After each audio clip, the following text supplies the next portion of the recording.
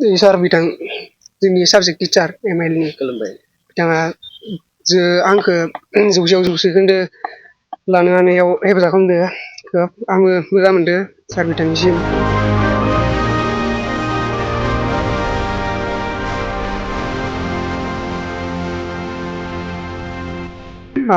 आंनि बे ML साबजेक्टआव 100 आव 100 जौखोन्दो लानायखौ गोजोननाय मोनदों आरो आंनि पार्सेन्टेजनि थाखाय आं बाहाय दुखु नांदों।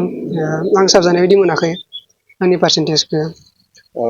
नोंथांनि फोरोंगिरिफोरनि सायाव नोंथाङा मा बुंगोन बे समाव? जोंनि फोरोंगिरिया मोजाङानोमोन, खोब मोजां।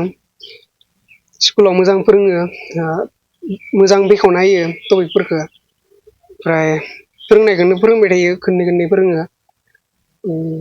सार बिथां जोंनि साबजेक्ट टिचार MIL नि बिथाङा आंखौ 100 आव 100 जौखोन्दो लानो हानायाव हेफाजाब खालामदो खोब आंबो मोजां मोनदो सार बिथांनिसिम बेबायदि आंखौ मदद होनायनि थाखाय। फरायनायाव बेसेबां घन्टासो फरायोमोन?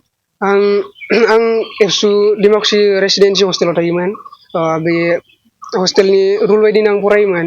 माने फुङाव 4टासोआव सिखारो, ओमफ्राय स्कुल टाइमबा 6टायाव लागै फरायोमोन। ओमफ्राय आं टिउसन थाङोमोन। ओमफ्राय फेरवेलनि उनाव 5टायाव उथिनो होदो, ओमफ्राय 9टायाव ओंखाम होयोमोन।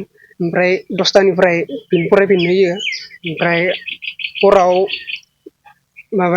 5टानिफ्राय 9टायाव लागै फरायनो होयो। ओमफ्राय ओंखाम जानानै एगजाम टाइमाव बारा गोबाव जनो होआसै, खोब 5 मिनिटल'सो जनो होदो। ओमफ्राय बेनिफ्रायनो फरायफिननो होदो। ओमफ्राय एगजामाव आरो 11टायाव लागैल'सो फरायनो होदो, ओमफ्राय उन्दुनो होदो। दायो नोंथांनि थांखिया? आंनि थांखिया आं PCM लानो नागिरदों, ओमफ्राय DNS खालामनो नागिरदों, ओमफ्राय मार्चेन्ट नेभियाव हाबनो नागिरदों।